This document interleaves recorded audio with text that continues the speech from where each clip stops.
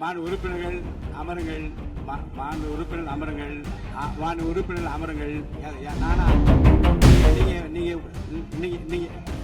நீங்க உட்கார்ந்தீங்கன்னா தான் நான் பேச முடியும். உட்காருங்க, எல்லாரும் உட்காருங்க. இல்ல உங்க கட்சி தலைவர் பேசுற, நீங்க எல்லாம் குறுக்க ஏன் பேசுறீங்க? பேசாது, குறுக்க பேசாது. யாரோ ஒருத்தர் பேசுங்க.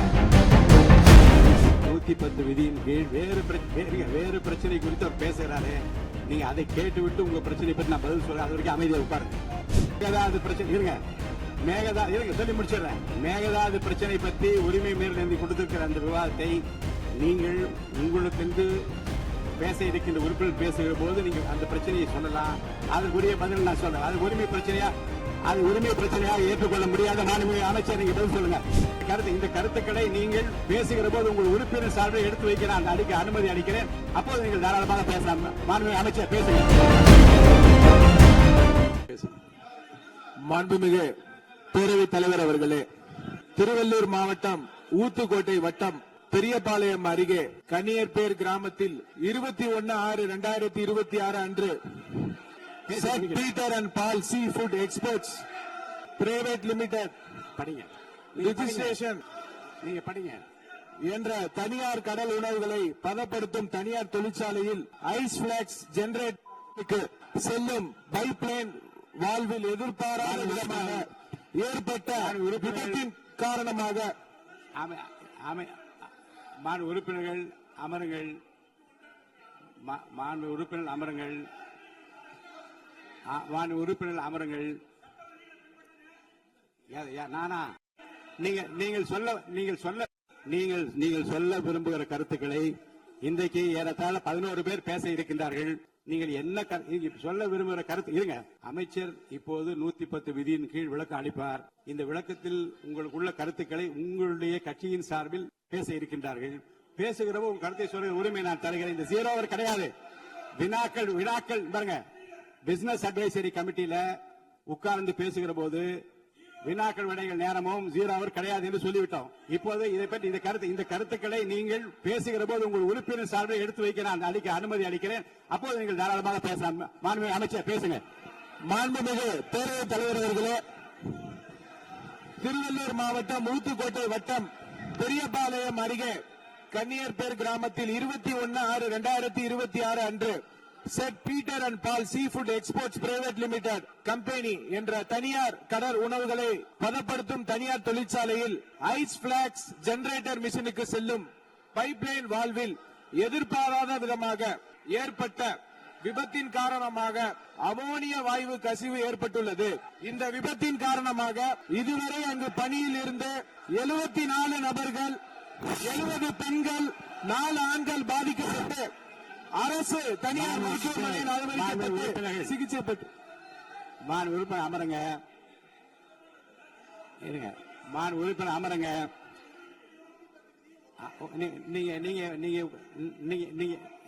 நீங்க உட்கார்ந்தீங்கன்னா தான் நான் பேச முடியும். உட்காருங்க, எல்லாரும் உட்காருங்க. இல்ல உங்க கட்சி தலைவர் பேசுற, நீங்க எல்லாம் குறுக்க ஏன் பேசுறீங்க? பேசாது, குறுக்க பேசாது. யாரோ ஒருத்தர் பேசுங்க. உரிமை மீறல் பிரச்சனை இருங்க. உரிமை மீறல் பிரச்சனை பற்றியும் நீங்கள் எனக்கு காலையில எனக்கு கொடுத்திருக்கிறீர்கள். இருங்க, அதை உரிய நேரத்தில் தான் எடுக்க முடியும். இப்போது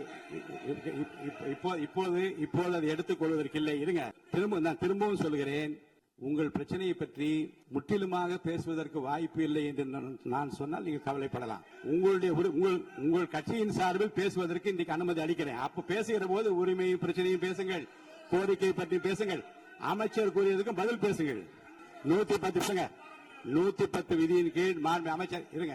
110 விதியின் கீழ் வேறு பிரச்சனை குறித்து அவர் பேசுகிறாரு. நீங்க அதை கேட்டு விட்டு உங்க பிரச்சனை பற்றி நான் பதில் சொல்றேன். அது வரைக்கும் அமைதியா உட்காருங்க. மாண்புமிகு பேரவைத் தலைவர் அவர்களே, இருங்க. இல்லங்க பாருங்க. சபை விதிகளுக்கு உட்பட்டு தான் நடக்கிறேன். சொல்றேன். அப்புறம் முன்னாடி அப்படி நடந்தது. இவருங்க உரிமை பிரச்சனை. நீங்க பதிலுக்கு பதில் பேசியா என்னால பதில் சொல்ல முடியாது. கொஞ்சம் அமைதியா கேளுங்க.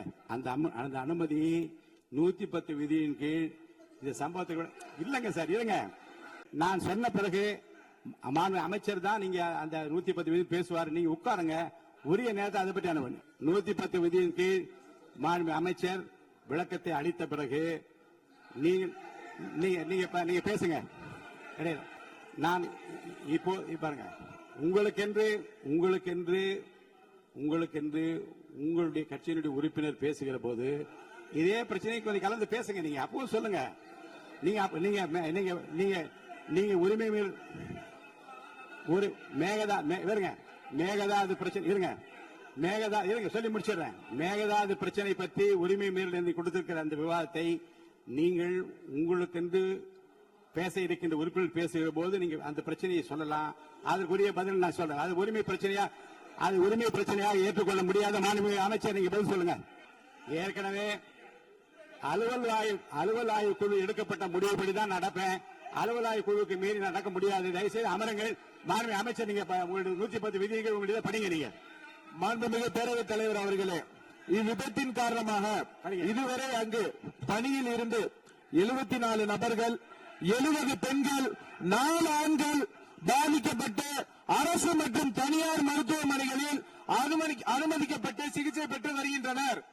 இதில் 15 நபர்கள் அரசு மருத்துவமனையிலும் 27 நபர்கள் தனியார் மருத்துவமனையிலும் தீவிர சிகிச்சை பிரிவில் அனுமதிக்கப்பட்டு தொடர் கண்காணிப்பில் உள்ளனர். 27 நபர்கள் சாதாரண சிகிச்சையில் உள்ளனர். இவ்விபத்தின் துரதிருஷ்டவசமாக 5 பெண்கள் உயிரிழந்த உள்ளனர் என்ற துயரமான செய்தியினை கேட்டு அறிந்து மாண்புமிகு முதலமைச்சர் அவர்கள் மிகவும் வேதனை அடைந்து அவர்களுடைய குடும்பத்தினருக்கு ஆழ்ந்த இரங்கலையும் ஆறுதலையும் தெரிவித்துக் கொள்வதோடு முதலமைச்சரின் பொது நிவாரண நிதியிலிருந்து தலா 2 லட்சம் ரூபாய் உடனடியாக வழங்க உத்தரவிட்டுள்ளார்கள். மேலும் அவர்களின் உடல்களை சொந்த மாநிலத்திற்கு அனுப்பி நல்லடக்கம் செய்வதற்கான செலவினை அரசே மேற்கொள்ளும் எனவும் தெரிவித்துள்ளார்கள். மேலும் இவ்விபத்தின் மருத்துவமனையில் அனுமதிக்கப்பட்டுள்ள நபர்கள் தீவிர சிகிச்சை அளிக்கவும் மாண்புமிகு முதலமைச்சர் அவர்கள் உத்தரவிட்டுள்ளனர். மேலும் இவ்விபத்தில் உயிரிழந்த மற்றும் பாதிப்படைந்த தொழிலாளர்களுக்கு தொழிலாளர் மாநில ஈட்டுறுதி காப்பீடு திட்டம் என்ற முறையில் ESI PF வருங்கால வைப்பு நிதியை வழங்கிடவும் மாண்புமிகு முதலமைச்சர் அவர்கள் உத்தரவிட்டுள்ளார். இவ்விபத்தின் குறித்து இயக்குனர், தொழிலாளர் பாதுகாப்பு மற்றும் சுகாதாரத்துறை இயக்குனர், பொது சுகாதாரத்துறை மற்றும் தமிழ்நாடு மாசு கட்டுப்பாட்டு உறுப்பினர் செயலாளர் தலைமையில் ஆய்வு மேற்கொள்ளப்பட்டு முதற்கட்ட விசாரணை அறிக்கையின் 24 மணி நேரத்திற்கு உள்ளாகவும் முழுமையான விசாரணை 3 நாட்களுக்கு சமர்ப்பிக்குமாறு மாண்புமிகு முதலமைச்சர் அவர்கள் உத்தரவிட்டுள்ளனர். இனிவரும் காலங்களில் இது போன்ற விபத்துகளை தவிர்க்கும் பொருட்டு ஹசார்டஸ் இண்டஸ்ட்ரிகளை உடனடியாக குழு அமைத்து ஆய்வு செய்யவும் மாண்புமிகு முதலமைச்சர் அவர்கள் உத்தரவிட்டுள்ளனர். அதன் அடிப்படையில் உடனடியாக நடவடிக்கை மேற்கொள்ளப்படும் என மாண்புமிகு பேரவைத் தலைவர் வாயிலாக தெரிவித்துக் கொண்டு மொத்தம் 54,957 தொழிற்சாலை உள்ளன. 27,65,000 தொழிற்சாலை உள்ளன. இதில் தொழிலாளர்கள் 27,65,313 தொழிலாளர்கள் உள்ளனர். இதில் அபாயகரமான தொழிற்சாலைகள் 6,669 உள்ளனர். இனிவரும் காலங்களில் தமிழ்நாடு முழுவதிலும் உள்ள அனைத்து தொழிற்சாலைகளிலும் இதுபோல் நடக்காம இருக்க அனைத்து விதமான நடவடிக்கையும் மேற்கொள்ளப்பட்டு சட்ட ரீதியாக நடவடிக்கை மேற்கொள்ளப்படும் என்பதை பேரவைத் தலைவர் வாயிலாக தெரிவித்துக் கொண்டு விடைபெறுகிறேன். நன்றி.